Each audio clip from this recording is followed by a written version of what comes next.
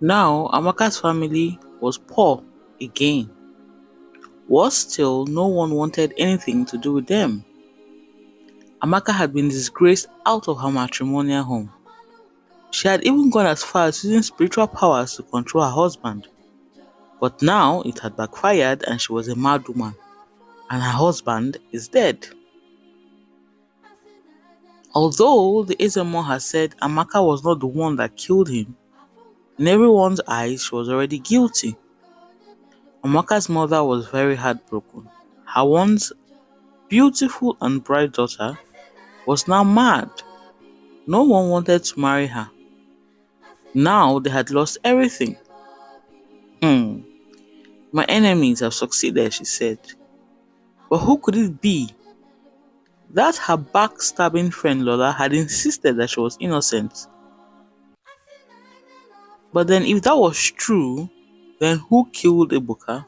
Amaka's mother asked. She had to get to the bottom of this. Whoever killed Emeka must be the same person who tied Amaka's womb. But where can she start from? Then Amaka's mother remembered Uju. Yes, Uju. Uju was one of the maids that she had taken to Amaka to help her at that time. She needed to find her and ask her what she had observed in the house during her stay there. At first, it was very hard to locate Uju. It seemed as if she did not want to be found. But Amaka's mother begged Uju's mother for help. She said Amaka had been pushed to desperation and that is why she had used spiritual powers to control her husband. Now we have to find the true killer and prove that my daughter is innocent, Amaka's mother said. After listening to her pleas, Uju's mother had sympathy for her and told her where Uju now lived. Once she found Uju, it was difficult to convince Uju to speak up. It was as if she was afraid of something or someone. What is it? Tell me what happened in that house, Amaka's mother insisted. Uju, after a while, started to speak. She said that at first everything was okay. She and the maids had one room to share. Some lived in the house, others did not. Because she was the same age with Chika, she hung out with Chika a lot. Chika was the one responsible for cooking Ebuka's meals, their oga. At first, nothing was out of place, but after a while she noticed that Chika began to spend a lot of time with the oga. She found it odd that a rich man like Ebuka would have anything of interest with Chika. One day she was to go to the market. She was on her way when she remembered that she had forgotten the market bag, so she went back to the house to get it. When she got to the house, she entered through the kitchen, and there she saw Chika putting a white substance into Ebuka's food. She froze and could not speak. She watched as Chika gave him the food, but to her surprise, Ebuka did not die. That night, she was outside thinking of how to tell their madam Amaka what she had witnessed. Then from nowhere, Chika appeared and warned her that if she told anyone, she would kill her. She had evil in her eyes. How Chika knew that she, Uju, had seen her was what she did not know. But she was so scared of Chika since that day. However, when Ebuka never died, she began to second guess herself. Maybe she didn't see what she saw. All she noticed was that when Madame Amaka and her friend Lola were not around, Ebuka would spend a lot of time with Chika. Chika. Amaka's mother said. Chika was the daughter of her good friend. The family was going through a lot of financial issues. They were even the ones that brought Chika to her, saying that Chika should work for Amaka for a small pay. So without knowing it, she had allowed a witch to enter her daughter's home? Amaka's mother said. The issue now was no one knew where Chika was. She had disappeared. So Amaka's mother went to the Ezemo for help. He said that he knew of a powerful Izumo who had powers to travel between the world of reality and the dream world. If that Izumo had an item of the person in question, he could enter the person's dream and kill that person. Once the person dies in their dream, they die in the real world. Please, Baba, where can I see this man? He lives deep in the forest, he said. We would have to journey for many days, and even if we get to his house, he may not even want to see you. I have to try, Amaka's mother said. Amaka was her only child, and she couldn't lose her. Amaka was still mad, and yet her womb was still tied. Her main problem now was that how could she find an item that belonged to Chika? So she went to Uju in hopes of finding something. By a stroke of luck, Uju had Chika's brush. This was because when they shared the same room, they all shared the same things. Initially, Chika had shared her brush with other girls, but then suddenly she stopped and hid all her things. Before then, she had lent Uju her brush, and both girls had forgotten about the brush.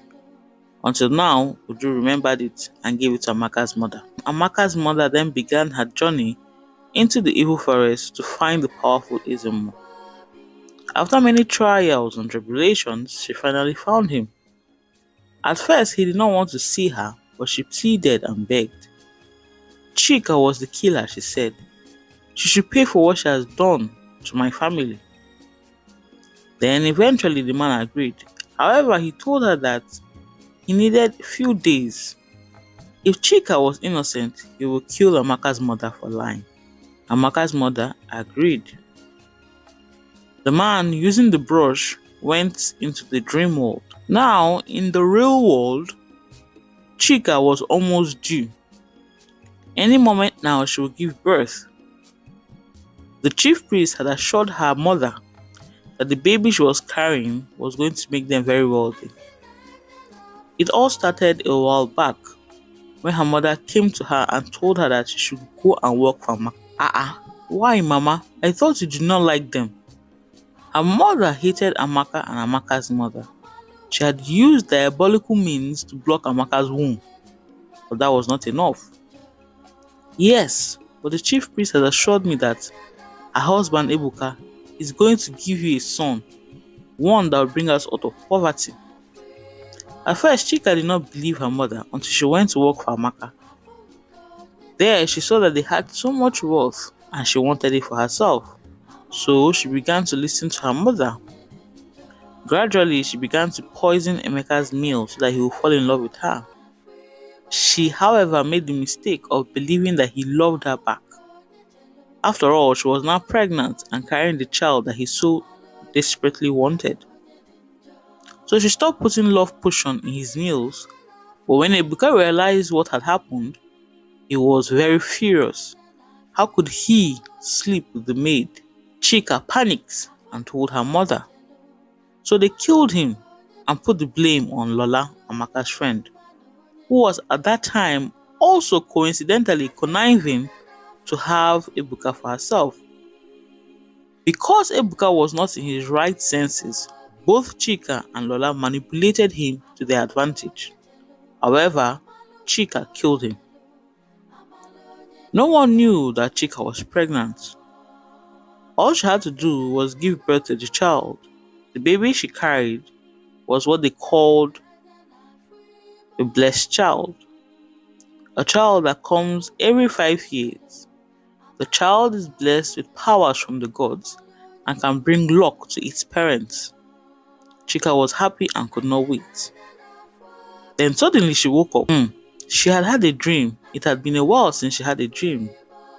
Now that she was almost due, she began to have lots of dreams lately. But something was off. It seemed as if someone was watching her. But she saw no one in her room.